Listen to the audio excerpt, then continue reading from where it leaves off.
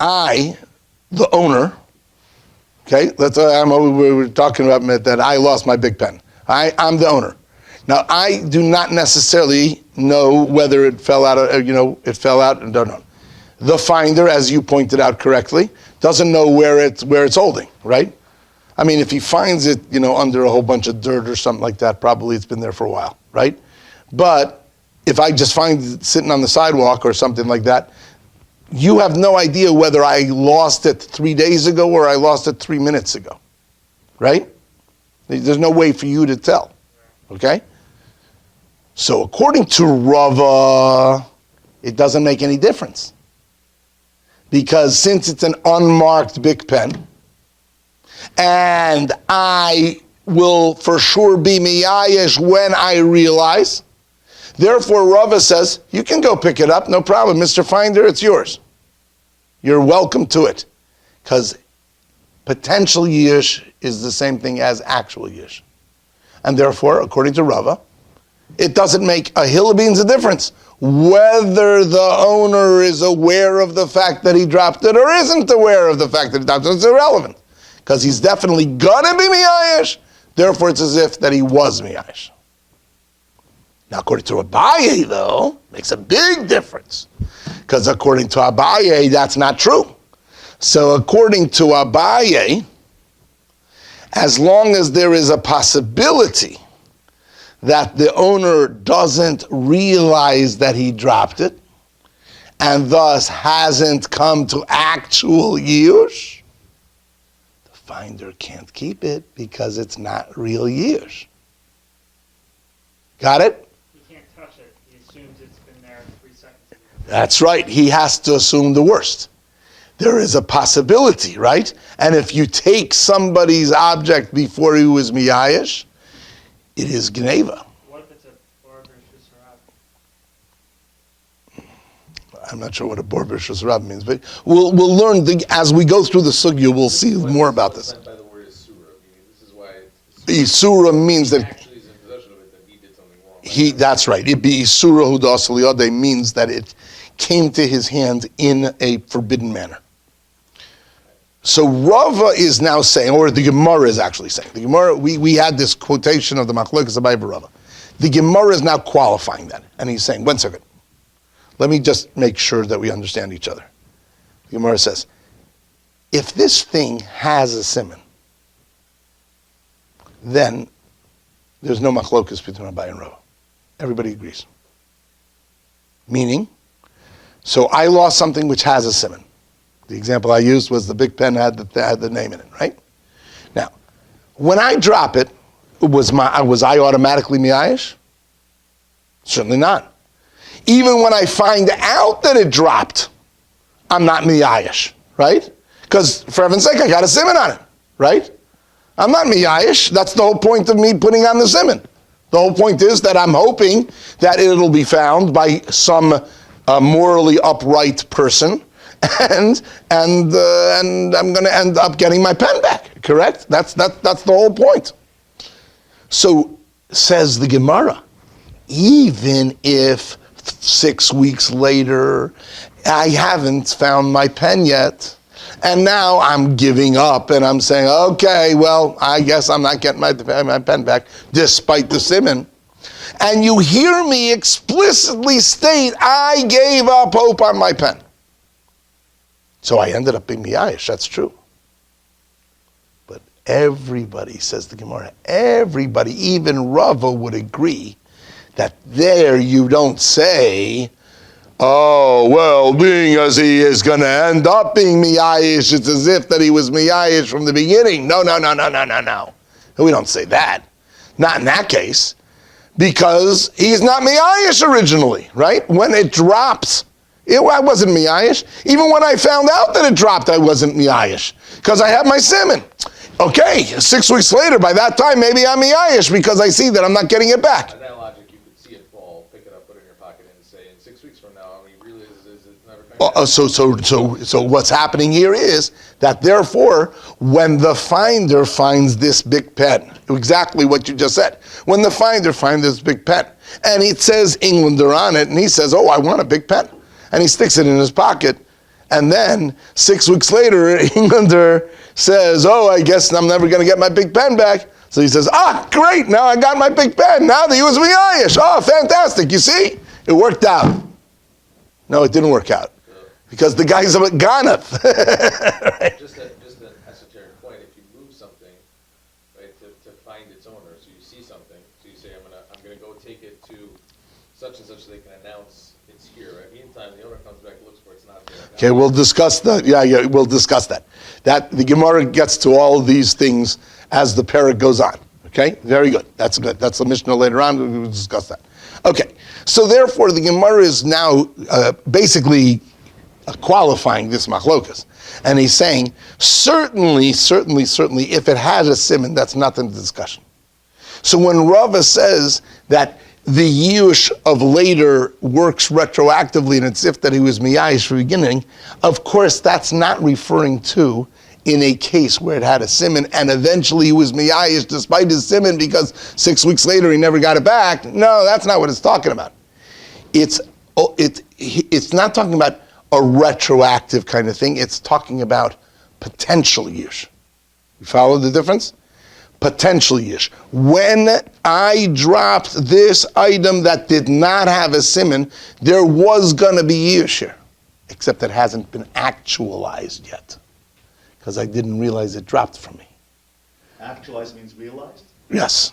The Yeush hasn't actually kicked in because I just simply didn't realize to be miyayish. But it's definitely gonna kick in. There is where Rava says, then since it's definitely going to happen, and it's just a question of time until he realizes that it dropped out of his pocket, so then Rava says that potential Yeush is considered already Yeush, even though it hasn't actually happened yet. And Abaye disagrees, and he says, no, it has to be actual Yeush. But Rava is not saying that, if someone was eventually miyayish, it's as if that he was miyayish retroactively. That's not true, right? A case in point, the case we just said, in a case where a person has a simon, even if 6 weeks later he ends up being miyayish on it because he never gets that pen back, that does not mean he was miyayish to begin with. Even though that it's true, he eventually was miyayish, it doesn't matter. Even Rava would agree, says the Gemara very clearly, when the person picked it up during those 6 weeks, he's a ganaf. It came to his hand isura, because when he picked it up, it was still, it wasn't miyayish yet, right? You follow? For sure. Okay, now, so that's point 1. Now the Gemara now goes point 2, and the Gemara now goes the other direction. Here is a very interesting Gemara. Gemara says, Bezuto shal yam, uvishliluso shal nahar. Literally, the way that it's easiest to explain this is, Zuto shal yam means the tide of the sea. Bishliluso shal nahar, shliluso can be translated as the booty, the booty of the river. Now what that means is a riverbank that overflowed and then washed away various items when it flooded. Okay, unfortunately we've heard of flooding, and in the wake of hurricanes or in a lot of rain, and things flood, and unfortunately it takes along with it various other things, right? That's people's property.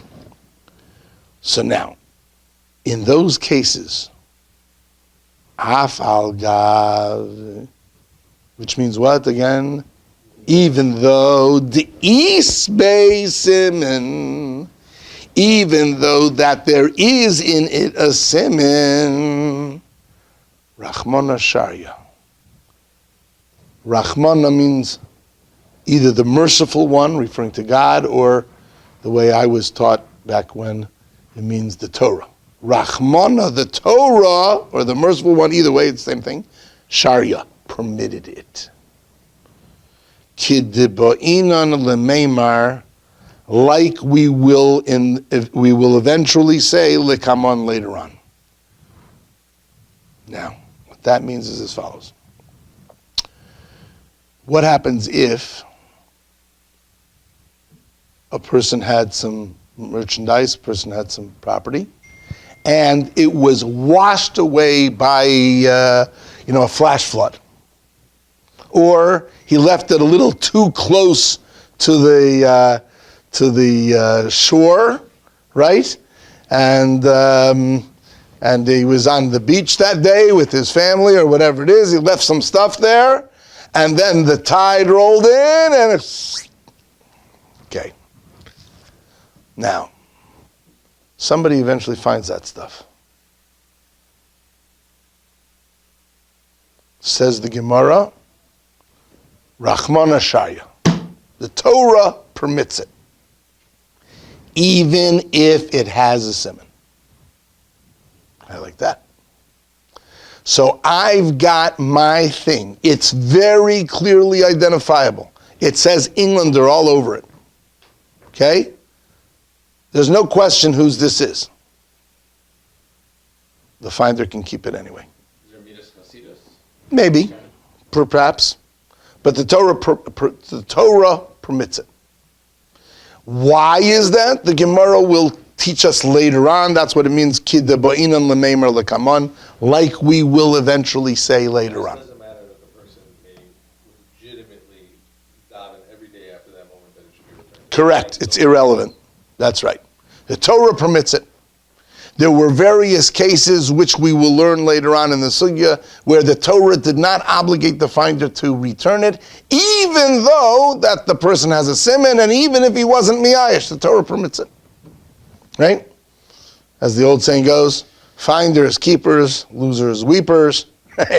Now, usually that's not the case, but in certain times that is the case, and people are allowed to keep it. This is an example. Zuto shal yam, by the tide of the sea, or shluso shal nar, the booty of the river, which means, the river overflowed, and that's what happened. The finder is allowed to keep it, and makes no difference whether it has a siman or not. Well, obviously in that case, there is also no Machlokes between Abaye and Rabba. Right? I remember this, what's happened to me many years ago, that we went on a camping trip, and good old Englander luck kicked in, and for the first time we went upstate New York. I can remember it was when I was a kid, and for the first time in like 40 years, that whole area got drenched by torrential rains, and the river which we were near, right? It was a very nice camping place, right? The river that we were near overflowed for the first time in like 40 years, right? And the park service closed down the park for 2 days. We had to find ourselves a hotel, and then 2 days later they finally let us back into the park, and we found my parents. I remember, alayhim shalom, they drove back to the campsite, whatever it is, where we had our one of those hitch up trailers, stuff like that, right, with the tents. It was up a tree. Everything was completely lost.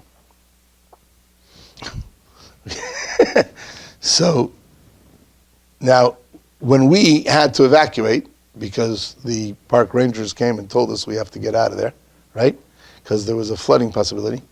There was no way for us to know what would happen with our trailer that we had to abandon and we had to leave, right? Okay. So that was Yeush Midaas, whatever it is. It doesn't matter. The point is, if anybody did, I don't remember if anybody bothered taking stuff, but theoretically, halachically speaking, it was permitted for them to take it, even though that it was very clear whose it is. That's this case. A non-Jew could take it, or we're talking about Even a Jew could take it. Even a Jew could take it. Even if a non-Jew. yeah, yes, right. You go to help out everybody in Hurricane Sandy, and you find things along the way, whatever you find, You can take it. It's yours. That's right. That's right. You can take it. That's right. Correct. That is correct. Maybe it's a midas chasidus, like you said, to return it, but no, you can keep it. Okay. Now we're going to learn later on why that is. Okay. Let's take it on faith for right now. It's not. We don't have to get into the whole, the source for such a thing right now. That's not relevant. What is relevant is that the Gemara has now just told me two sides of the coin where there's no machlokes between Abaye and Rabba. One side is when there is a siman, which means that the person is not miyayish, and therefore even though he ends up being miyayish many weeks later, perhaps it doesn't matter. Even Rava would agree that you don't say, retroactively, since he eventually was miyayish, therefore it's as if that he was miyayish already from the beginning. No, you don't say that. Of course not, because when the finder found it, the owner wasn't miyayish yet. It came to his hand be-isser. It came to his hand when it was forbidden, right? The person had not been miyayish yet. He ends up being miyayish a few weeks later, who cares? The person took it, this finder took it before the owner was miyayish. Of course, that is forbidden, even if the owner is eventually miyayish. This man is a ganav. He is not allowed to use it. He must return it to the owner anyway, even after the person was miyayish. Even according to the Mekil. Right, even Rava would agree to that. He's a Mekil, but nevertheless here he was. That's right. The other side of the coin is, in a case where there's a zuto shel yam or shliluso shel nahar, where there's a tide of the sea or the river overflowing and took it away, all the property, then everybody agrees that you can keep it. Everybody holds that you can keep it. Even Abaye would agree to that, because a siman doesn't matter. Yeush doesn't matter. It's all gone. You're not obligated to return it under those circumstances. I don't give a hoot whether it has a siman or not. The Torah did not obligate you to return anything under those circumstances. Okay, so then it's a moot question, right? It's irrelevant. It is Yeush, it doesn't Yeush. Yeush doesn't matter. It's completely irrelevant at that point, right? So therefore the Gemara is saying, if it has a siman, everybody is in agreement that for sure it's forbidden for him to take it. Nobody argues.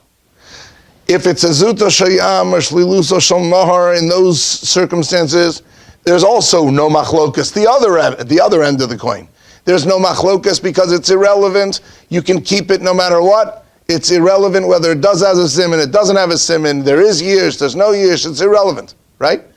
Therefore, you can always keep it. So there, in those circumstances, both on this side and on that side, there's no machlokes between Abaye and Rabba.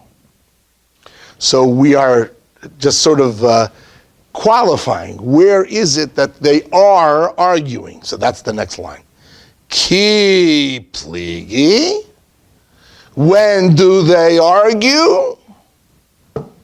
B'davar she'ein bo siman. In a thing that does not have a siman. My good old Bic pen that doesn't have a siman. That's where they argue. So the Gemara explains. Abaye Yomar, Abaye says, Lo have Yeush. It's not Yeush. When I drop this thing, no, that's not a Yeush. It has no siman. The reason is, because the lo yada, that he didn't know, that it fell from him. Well, it might be true that when I figure out that my big pen dropped out of my pocket, yeah, of course I'm going to be miyayish. How could I not be miyayish? Right? Of course I'm going to be miyayish. There's no siman, there's no nothing, there's no way of getting it back. But I didn't know yet. And therefore, until I reach for my big pen and realize that it's not there, I don't realize that it's not there. So Abaye says, hey, lo yada denafamine. If he didn't know that it fell from him, so then it's not Yeush. Because according to Abaye, you need actual Yeush. You need the man to actually, original owner, to actually be miyayish. What does that mean? How do you do that? How do you actually miyayish? Means you realize that it was lost and you give up hope from ever finding it. In your mind. Yes, That's actually you. the actual Yeush. Okay? Rava Amar, Rava says, Havi Yeush. Rava says, no, that is Yeush. Dilechiyoda, that when he knows denafal minay, that when he finds out that it fell from him, right? When he reaches in for his pocket and he realizes, whoop, no pen.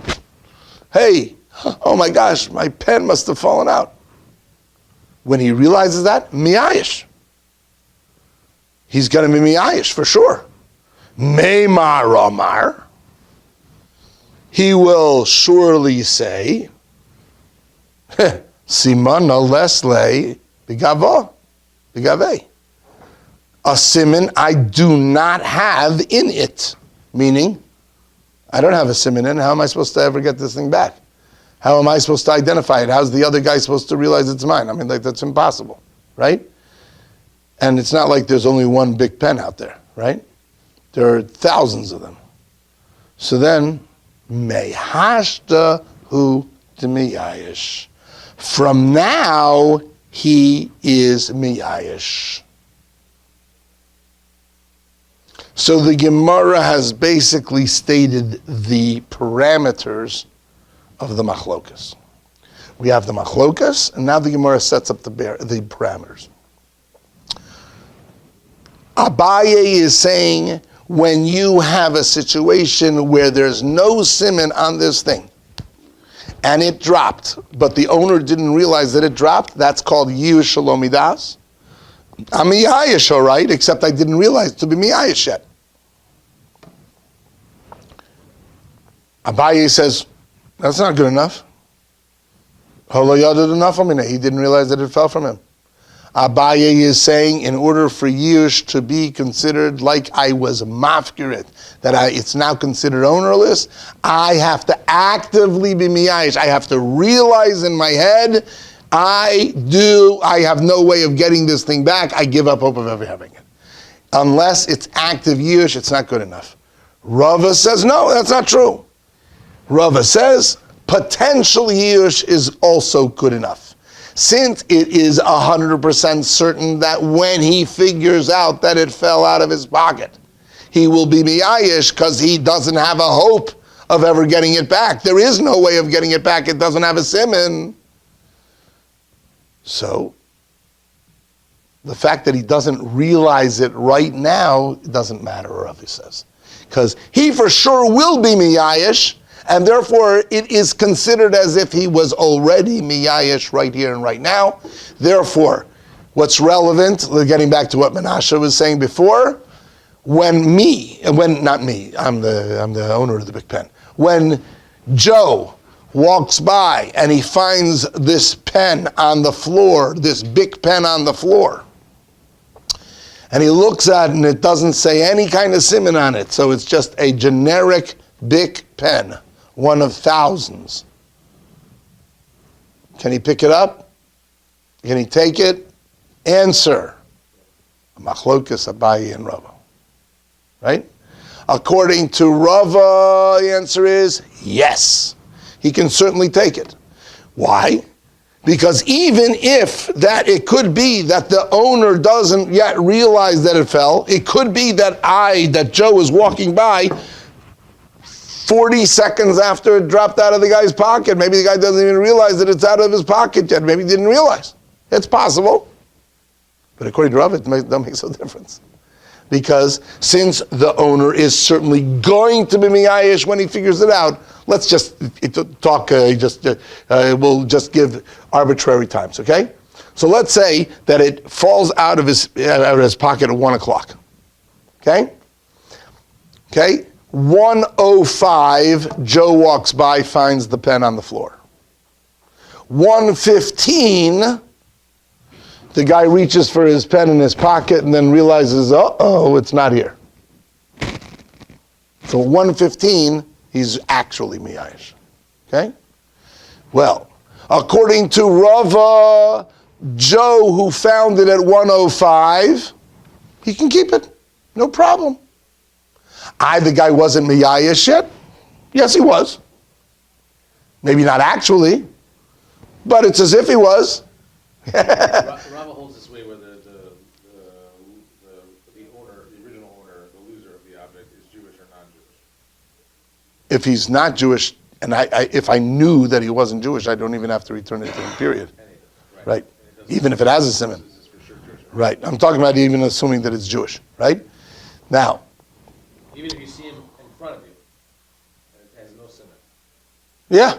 I saw it fall out, it has no simon, it's a totally common object, I can pick it up. Yeah, well, yeah, there it would be a Midaas Chasidus, according to Rava, maybe to, hey guy, you just lost your pen, right?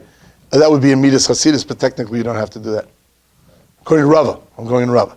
Now, Abaye is going to say, no, Joe, at 105, you can't pick that up because you don't know whether the owner was miyayish or not, right?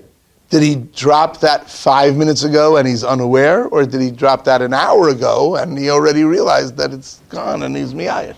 You don't know. You, Joe the finder, you don't know. You can't pick it up because maybe you're a ganav, right? On the side that he doesn't realize it yet, you're a ganav. Because according to Abaye, you have to actualize your Yeush. And until he actualizes his Yeush, it's not considered Yeush. And the fact that he will be miyayish, okay, well, that's tough. I mean, he hasn't done it yet, right? Okay? And therefore, according to Abaye, you have no right. Joe has no right to pick up that pen. Yes, and machriz it. Yes, he can pick it up and he machriz it. You can't be machriz. What are you supposed to be machriz? A big pen? There's nothing to be machriz. You can't touch it? He's not allowed You to- can't touch it. You got to leave it. You can't touch it. Can't touch it. That's right. You got to leave it until which time that you can figure that, if you come back tomorrow, right? By tomorrow, Mistama, he figured out that he lost his pen. If the pen's still there by tomorrow, then you can pick it up. That's a big assumption. That's right. You can't be machris and nothing to be machris. There's no sign. There's no sign. You have nothing to be machris, and he has no way to claim it. How am I supposed to claim it, right? So the best you can do is just wait, right? Just wait. And if you're lucky enough, come back the next day, and if the pen's still there you can take it by then, because by that time you can presume that the owner figured out that he lost his pen. You want to say 24 hours? No. The Gemara is going to talk about certain similar things. Okay. Well, I would say that you should have to wait for a year. Why 24 hours? You wait forever. You have to wait until it is logical that the owner would have already known. Reasonable that the owner would have known. Okay? Good? Got it? Okay. Yeah, well, somewhere along the line, I mean, if he carries a pen in his pocket, it's only a matter of time until he reaches for his pen. I mean, that's the reason why he has it, right? So he's going to reach for his pen at one point or another. Somewhere along the line, within the next, few hours or something like that, or day, whatever, he's going to realize that he dropped it. Okay. Those are the parameters of the Machlokes. Okay, good. That's the Machlokes between Abaye and Rabba. And again, in a case where it has a siman, for sure even Rabba would agree that there's no retroactive Yeush, even if many weeks later he finally gives up hope, and you even hear him give up hope. It's irrelevant, because the guy picked it up, the Isura, because at that point he certainly was not miyayish. Okay, so Rabba is not working retroactively because he eventually be miyayish, therefore it's as if he was miyayish to begin with. It's not a retroactive. It's a matter of, since it's potential, since I know for sure he is going to be miyayish when he realizes it, therefore it's as if that he was miyayish immediately, because you don't need actual Yeush. Potential Yeush is good enough, right? But that's only by something which does not have a siman. Good? So far, so good? Okay. All right. So we got a Machlokes over here. By the time we're finished with 2.1, we have the Machlokes, Abaye, Rabba pretty much set up. And now the job of the Gemara is going to figure out who's right. Okay? Okay. Now it happens to be that the Gemara will always do this. The Gemara, whenever you have a Machlokes Amoroim, or anything that was in the Amoroim period, the Gemara, one of the things that you will find the Gemara does this all the time, is if an Amora says something, we're going to check on earlier sources, namely Mishnayos and Brises, to see whether we can prove him right, prove him wrong, whether he's right or wrong, right? Okay? Because the Gemara doesn't, one thing about the Gemara does not take things sitting down. Just because somebody said something doesn't necessarily mean that I accept it, or just, okay, you said so, okay. No, we're going to check earlier sources, whether that jives with earlier sources. And especially when you have a machlokes between Amoraim, like here, between Abaye and Rabba, the Gemara is going to say, okay, let's roll up our sleeves here and fight it through the Rishon, the earlier sources, the Mishnayos, the Brises, and let's see if we can figure out, right, who wins this bout. So let's start. Even though we don't have much time left, we'll start. Ta Shma, which means come and hear a proof. Peres Mefuzarn, scattered produce. Okay? Okay. So what did the Mishnah say? Person finds scattered produce. Hold on. You're good. Alexander, you're a step ahead of me. Good. Okay. Kav ba'arba amos means. I'm sorry. I said kav ba'arba amos. Yeah, sorry, I was off. Okay. What is a peres mefuzarin? Means what? Scattered produce. What does the Mishnah say? Hare elu shelo. Right? The Mishnah said that when you find scattered produce, you're allowed to keep it. Good? And a threshing floor. Who said it? Okay? You're allowed to keep it. Mara says, hey, just a second here. Halo yada did not fall mine. But he didn't know it fell from him. Or shall we say, there's at least the possibility that he didn't know yet. Right? You're walking along, here's Joe taking a stroll, and he finds some scattered produce on the ground. The Mishnah says you're allowed to keep it. Says the Gemara, hey, just a second here. Whoa, hold on. You're allowed to keep that. Whoa, 1 second. But maybe the guy didn't realize it fell. According to Abaye, you should not be able to keep that. Is that right? But the Mishnah says you're allowed to. Well, does that not tell you that the Mishnah is proving Rava correct? Right there, the first example of the Mishnah, boom. Right away, we already have a proof to Rava. No? How else do you read the Mishnah? The Mishnah says you find scattered fruits, you're allowed to keep it. Now, why should you be allowed to keep it? According to Rabba, that makes sense. According to Abaye, that makes no sense. You should have to suspect that the guy doesn't know. And if the guy doesn't know, you have no business putting your paws on it. So how does Abaye read the Mishnah? Very first example. Good question. So here's the Gemara says something surprising, which Alexander just brought up, Rabbi Roll just brought up. Oh, that's no problem, says the Gemara. Ha'amar Rav Ukva bar Chama. But Rav Ukva bar Chama said, which we learned earlier, Hacha. here. B'machnashta devei zori askinan. By the gathering of the threshing floor, we're talking. Diaveda midasi, that this is lost intentionally. Okay, let's just explain that line for a moment.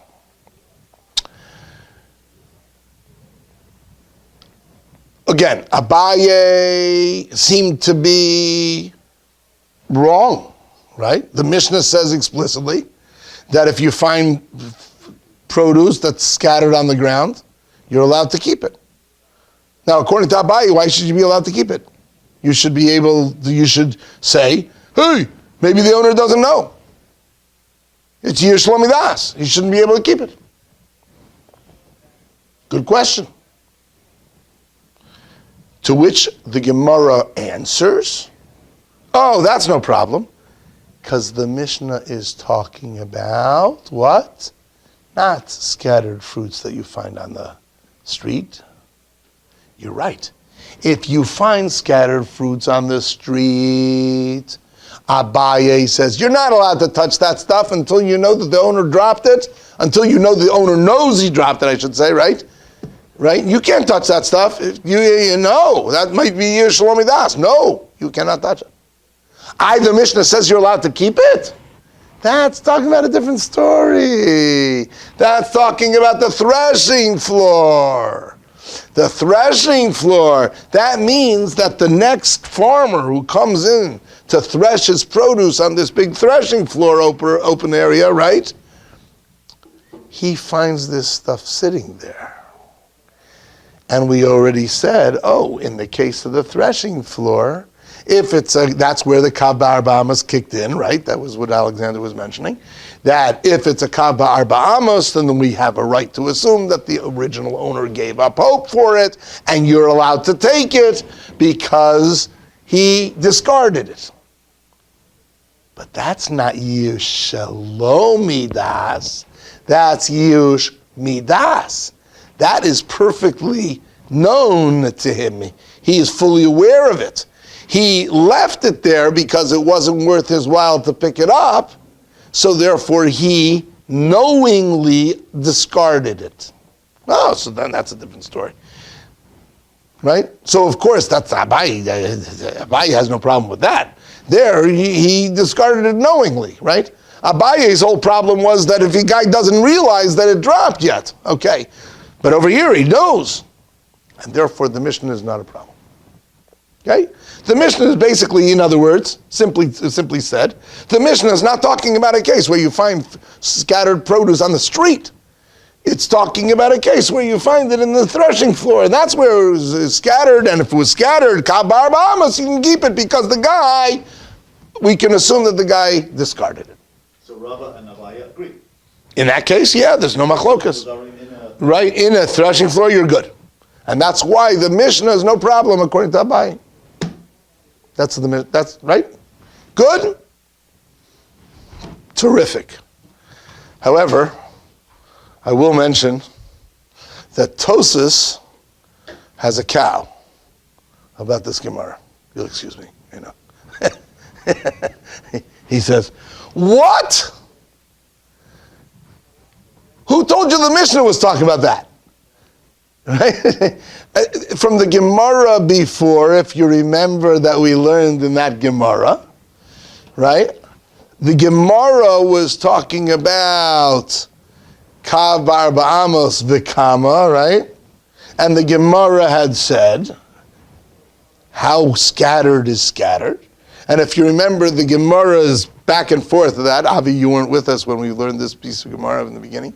But the Gemara says, Rabbi Yitzchak says the magic number, a kav and 4 amos. To which the Gemara attacks him. And the Gemara says, hey, just a second over here. What do you mean kav ba'arba amos?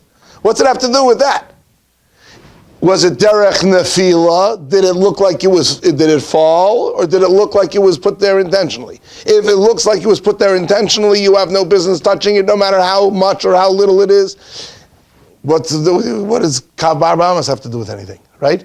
And if it looks like it's scattered, even if it's more dense than Kav Ba'arba Amos, you should still take it because the guy was Miyayish. In other words, it should have nothing to do with Kav Ba'arba Amos, as we remember from the Gemara there. And the Gemara there says, oh, Rav Yitzchak is talking about a case of the threshing floor, right? That's where the Kav Ba'arba Amos comes in, right? But if you find it on the ground, not a threshing floor, you find it on the street, it should have nothing to do with Kav Ba'arba Amos, but rather it should have to do with, does it look like it fell, or does it look like it was placed? If it looks like it fell, then you can keep it. If it looks like it's placed, then the guy's going to come back and if the guy placed it there, he's intending to come back and get it, and you're not allowed to touch it, right? That's what the Gemara came out there. And therefore the Gemara was saying, or it seemed that the Gemara was saying, that the Mishnah isn't talking about a threshing floor. Rabbi Yitzchak was talking about a threshing floor. That's where you had the magic number of Kav Ba'arba Amos. But the Mishnah wasn't talking about that. This Gemara says that the Mishnah is talking about that. Right? So Tosas pipes up and he says, whoa, that's not what I learned in the previous Gemara. What are you talking about? That's not what it says, right? So Tosas says, huh? What are you talking about? I thought that the Mishnah was talking about a regular case where you drop it on the floor. And if it was derech nefila, you can keep it. Rav Yitzchak, for this Kav Ba'arba Amos business, is only talking about the threshing floor. But this Gemara is clearly that he's trying to say that it's not so. That the Mishnah, the case of the Mishnah, is the threshing floor, right? So Tosas says, whoa, just a second. That doesn't jive with what the Gemara before said. Good question. You hear? Yes, of course. But we'll discuss that next time. No. Yeah, sure. No. He was hanging? That's right. So we'll have to, because we're going to have to explain the Gemara a little more, and So should I'm already we compare the places? well, okay. If you want to see the Tosas on this page, you see, right here, right on this Gemara, on the Gemara that we just learned here, not on that Gemara, this Gemara, right? Tosas right here on this spot says, "Whoa, just a second, that's not what I thought." Okay, we'll have to. I'm sorry. Which Dibur Masko? I think it means Machnash de Vedori. Okay, gentlemen, it's been a pleasure. We'll speak. You'll see Mitzvah Hashem next week.